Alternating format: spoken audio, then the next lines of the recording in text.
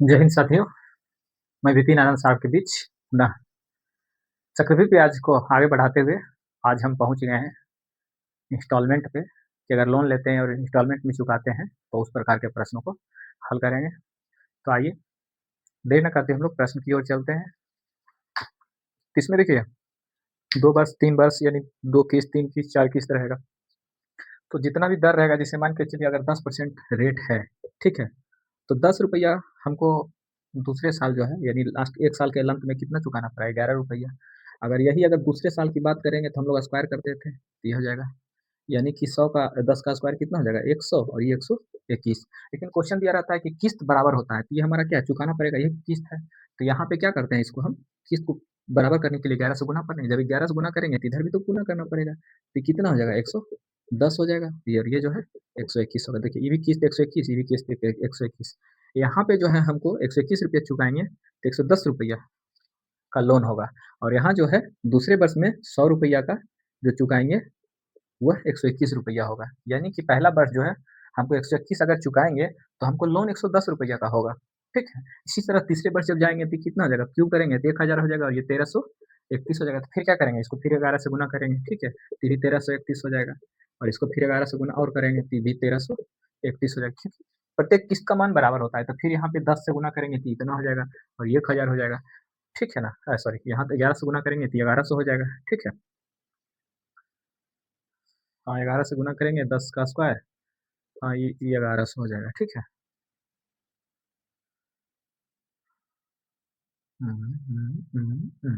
अच्छा ये 21 ना हो जाएगा, 21 का स्क्वायर हो जाएगा, ठीक है?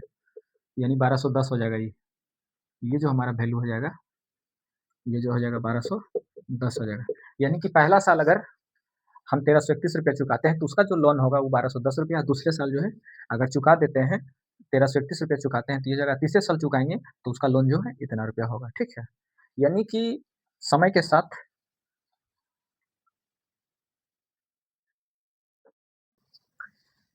जय हिंद साथियों, मैं विपिन आनंद सर आज आपके बीच चक्रवृद्धि ब्याज का जो है अंतिम जिसको बोलते हैं कि टॉपिक है, जिसको बोलते हैं इंस्टॉलमेंट यानी किस्त।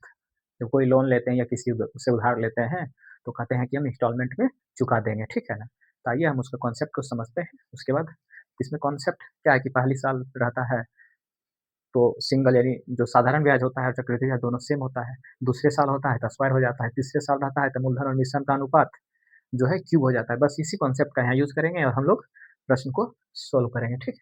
तो आइए देखिए यहाँ पहला प्रश्न दिया हुआ है कि 10% चक्रवृद्धि ब्याज है और 21,000 रुपये का वह लोन लेता है और कहता है कि वर्ष के अंत में उसे बराबर राशि देनी पड़ती है, ठीक है? तो 2 वर्षों में ऋण का भुगतान हो जाना चाहिए। तो देखिए कुल किस्तों की संख्या 2 दिया हुआ है, तो मान के चलिए 10% ब्याज है। पहले हम लोग इसी से कैलकुलेशन करते हैं ना कि 10% है।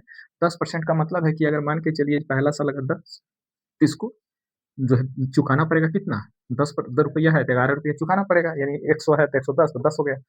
देखिए दूसरा साल कितना हो जाएगा? ये जो हमारी राशि हो जाएगी ये स्क्वायर हो जाएगी, ठीक है ना? वही यहाँ अगर 3 साल रहता है तो क्यों करते हैं? लेकिन क्या होता है जब किस्त चुकाते हैं तो किस्त हमारा बराबर रहता है। इसका मतलब क्या है?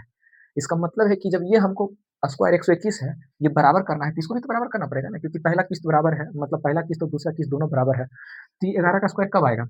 11 का स्क्वायर कब आएगा? जब इसको हम 11 से गुना कर देंगे। तो ऐसा तो नहीं है कि सिर्फ इस साइड गुना करेंगे, तो इस साइड भी तो गुना करना पड़ेगा ना। तो अब देखिए यहाँ ये जो हमारा वैल्यू कितना आ गया? 10 का स्क्वायर करेंगे तो कितना आ जाएगा? 100। 11 का स्क्वायर करेंगे तो कितना आ जाएगा? 121 आ जाएगा। यानी ये वैल्यू कितना आ गया हमारा? 11 गुना 10 करेंगे, ठीक है? 11 गुना 10 करेंगे तो 110 रुपया आ गया और ये 100 रुपया तो है ही, ठीक है? यानी कि यहाँ पे देखिए ये जो है 11 गुना 11 यानी प्रत्येक किस्त का मान इतना है, ठीक है? 11 गुना 11 ये 121, प्रत्येक किस्त का मान ये है। और मूलधन कितना हो गया टोटल? यानी लोन जो है 100 रुपया और 110, यानी दोनों को जोड़ दीजिए तो कितना हो गया? 210 रुपया। यानी 210 रुपया अगर आप लोन लिए हुए हैं तो 21 रुपया के हिसाब से 2 बार चुकाना पड़ेगा, ठीक है? यानी 242 रुपया चुकाएंगे। अब देखिए यहाँ प्रश्न तो यही दिया हुआ है कि ये टोटल जोड़ने की जरूरत नहीं है, ऐसे हम लोग अभी लिख देते हैं, ठीक है? ठीक है? तो ये देखिए यहाँ हमको क्या है 210 रुपया का जो वैल्यू दिया हुआ है, ठीक है? प्रश्न में दिया हुआ है कि लोन का जो वैल्यू है वह जो हमारा दिया हुआ है 21,000 रुपया है, यानी लोन तो यही लिए हैं हम दोनों साल मिला करके, इसके हिसाब से तो लोन यही है, यानी पहले दूसरा साल हम 121 देंगे, पहला साल भी 121 देंगे, तो इसके लिए हमको 110 रुपया का लोन लेना पड़ेगा। और यहाँ पे है 100 रुपया, दूसरा साल अगर चुकाएंगे 121 रुपया, तो इसके लिए 100 रुपया लोन लेना पड़ेगा, यानी टोटल लोन जो हमारा होगा 200 रुपया। अब प्रश्न से 210 का वैल्यू जो दिया हुआ है ये हमारा 21,000 रुपया दिया हुआ है, ठीक है। तो देखिए कितने बार में कट जाएगा, 100 बार में कट जाएगा, यानी ए का जो वैल्यू आ गया हमारा 100 आ गया, ठीक है। तो हम कितना चुका रहे हैं, हम चुका तो रहे हैं कितना, 121 चुका रहे हैं, कितना चुका रहे हैं, तो 121, यानी किस्त का वैल्यू कितना है, ये ना किस्त है 121 रुपया तो हम चुका रहे हैं, किस्त का वैल्यू कितना है 121, और एक का वैल्यू 100 है, तो 121 का वैल्यू कितना हो जाएगा, गुना 100 कर दीजिए, बस कितना हो जाएगा 12,100। यानी कि अगर आप 21,000 रुपया का लोन लेते हैं तो 2 साल में आपको 12,100 रुपया की दर से चुकाना पड़ेगा। इसका मतलब है कि 24,200 रुपया चुकाएंगे। जैसे इसमें आप क्या करेंगे, 2 जीरो बढ़ा दीजिए इसमें, यानी 21 0 0, तो कितना हो जाएगा 2 4 0 2 2 2। कभी-कभी प्रश्न में ये पूछता है कि किस्त की मात्रा और टोटल कितना लोन चुकाए हैं, ये भी पूछा जाता है। तो टोटल कितना लोन चुकाए हैं, इस पे पूछा जा सकता है, तो ये निकाल लीजिएगा, प्रत्येक किस्त का मान निकाल के उसे 2 गुना कर दीजिएगा, वही आपका आंसर आ जाएगा। चलिए, हम नेक्स्ट प्रश्न की ओर चलते हैं। चलिए अगला प्रश्न दिया हुआ है कि 2 समान किस्तों में यहाँ पे 20% की राशि दिया हुआ है, ठीक है? चलिए, 11,000 रुपया लोन लेता है, हमको 20% का वैल्यू क्या होता है?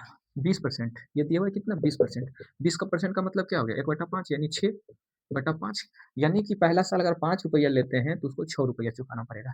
दूसरा साल कितना हो जाएगा 5 का स्क्वायर, ठीक है ना? 5 का स्क्वायर 6 का स्क्वायर, यानी 6 का स्क्वायर, यानी दूसरे साल जो है आपको 25 रुपया जो है 36 रुपया चुकाना पड़ेगा। 2 ही साल में चुकाना है, तब क्या करेंगे भाई, इसको 36 करना है तो इसको भी 36 करना है, तो 6 से इसको गुना कर दीजिए, 6 से इसको भी गुना कर दीजिए। और देखिए 6 पाँच कितना हो जाएगा, इधर लिख दीजिए 30, और 6 5 गुना 5 कितना होता है 25, तो 25 से 30 कितना हो जाता है 55, यानी टोटल लोन आप कितना लिए हैं 55 रुपया, और आपको प्रश्न में दिया हुआ है कि 55 रुपया का जो वैल्यू है, यानी 55 जो यूनिट है उसका वैल्यू दिया हुआ है 11,000 रुपया, ठीक है। ये दिया हुआ है आपका 11,000 रुपया, तब कहता है प्रत्येक किस्त का मान ज्ञात कीजिए, प्रत्येक किस्त का मान कितना है 36 रुपया, 36 का वैल्यू निकालना है, ठीक है। चलिए,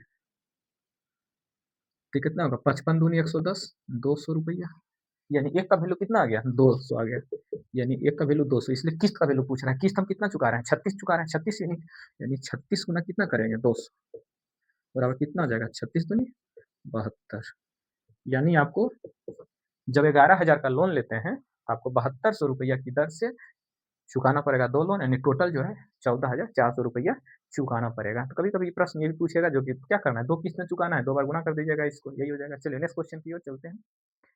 अगला प्रश्न है, इसको आप लोग बना लीजिएगा, ठीक है ना?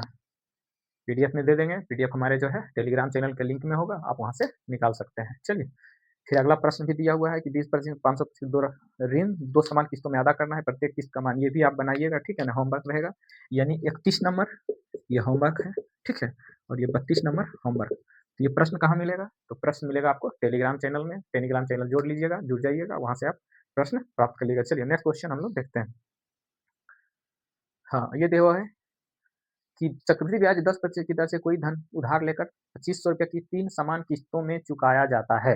अच्छा, यहाँ पे क्या है, किस्त ही दिया रखा है, कितना किस्त हम दे रहे हैं, तो कहता है कि धन कितना होगा, तो धन का वैल्यू पूछा जा रहा है, ठीक है।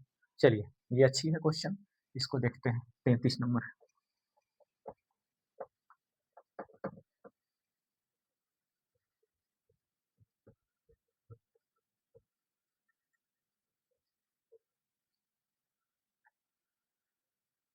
देखिए 10% है तो पहला साल कितना हो जाएगा, 10 का वैल्यू 11 जो 10 रुपया, 11 रुपया चुकाना पड़ेगा। दूसरा साल क्या हो जाएगा, 10 का स्क्वायर करेंगे, ठीक है, तो कितना हो जाएगा 10 का स्क्वायर यानी 11 का स्क्वायर, तो 121 डायरेक्ट इसको लिखिए, 10 का स्क्वायर 100, ठीक है। तो हम लोग जानते हैं कि जब प्रत्येक किस्त समान चुकाना है तो इसको 11 से गुना करेंगे, तो इसको भी 11 से गुना करना पड़ेगा, ठीक है ना। 11 गुना 10 कितना हो जाएगा 110, और ये 100 है, ठीक है। दोनों को जोड़ दीजिए तो कितना हो जाएगा 210, ठीक है।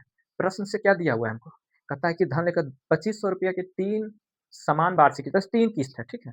अभी 3 किस्त है, 2 किस्त नहीं है बल्कि 3 किस्त है, ठीक है ना। तो तीसरा प्रश्न में कितना हो जाएगा, 10 का क्यूब करेंगे तो 1000 हो जाएगा, ठीक है, 1000 हो जाएगा। अभी इसको रहने दीजिए, इसको मत क्या गुना करना, ही नहीं देखना है, ठीक है। तो 1000 हो जाएगा, और कितना हो जाएगा 1331 हो जाएगा, ठीक है। तो देखिए इसको कितना से गुना करना पड़ेगा? इसको 11 से गुना करना पड़ेगा और इसको 11 के स्क्वायर से गुना करना पड़ेगा, यानी 121 से गुना करना पड़ेगा, ठीक है? तो यहाँ भी हम 11 से गुना करेंगे, ठीक है? इसको 11 से गुना कीजिए और यहाँ भी इसको क्या कितना से गुना करना पड़ेगा? 121 से गुना करना पड़ेगा। तो देखिए अभी कितना आ जाएगा? ये आ जाएगा 1210 रुपया और ये हो जाएगा 1100 रुपया और ये हो जाएगा 1000 रुपया, ठीक है? चलिए, यानी प्रत्येक किस्त 1331 रुपया चुकाने के लिए कुल धन जो है आपको इतना लेना पड़ेगा। तो देखिए 1 1 2 0 हो गया, 1 हो गया, 2 1 3 हो गया, 3 यानी 3310 रुपया, ठीक है? कुल धन जो है 3310, हम चुका कितना रहे? 1331, ये ना किस्त है। प्रश्न से क्या दिया हुआ है? 1300 जो 21 है और 1331 होता है, गलत हो गया। 1331 किस्त का मान क्या आ रहा है? प्रत्येक किस्त का मान 1331 आ रहा है। प्रश्न से जो दिया हुआ है अकॉर्डिंग टू क्वेश्चन 1331 का मान 2500 रुपया दिया हुआ है, ठीक है? लगभग लगभग दुगना है। 3300 का लगभग लगभग दुगना होगा, जो आंसर होगा वही होगा। इस ऑप्शन के अनुसार 6200 दिया होगा, वही आंसर आ जाएगा, ठीक है? 1331 का वैल्यू इतना दिया था, हमको निकालना क्या है? हमको निकालना है कि टोटल मूलधन कितना है, इसका वैल्यू निकालना है। तो बताइए एक का वैल्यू क्या हो जाएगा? ये तो कट नहीं रहा है, 13 दूनी 26 नहीं कट रहा है, 2500 बटा 1331 हो जाएगा। हमको निकालना कितना का वैल्यू है? 3310 का, और यहाँ पे इसीलिए 3310 यानी पी बराबर मूलधन बराबर 3310 इतना गुना 3310 कर दीजिए। तो 2 33 दूनी 66 13 लगभग लगभग कितना हो जाएगा? इसका कैलकुलेशन करेंगे तो ये हो जाएगा 6271 रुपया, ठीक है? 6217 रुपया, जब कैलकुलेशन करिएगा तो 6217 रुपया 30 पैसा आएगा, यही आंसर आ गया, ठीक है? चलिए,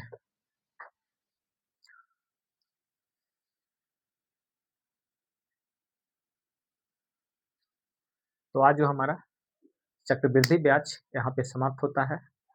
नेक्स्ट वीडियो हम अगले टॉपिक लेकर के आएंगे जो समय और चाल से संबंधित होगा, ठीक है?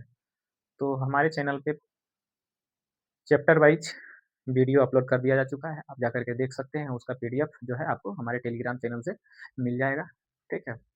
अपनी तैयारी को बनाए रखने के लिए लगातार हमारे चैनल को विजिट करते रहिएगा। इसके बाद हम जो है बीएसएससी का प्रीवियस ईयर का सीरीज लेकर के आएंगे। मिलते हैं फिर नेक्स्ट वीडियो में। Thank you.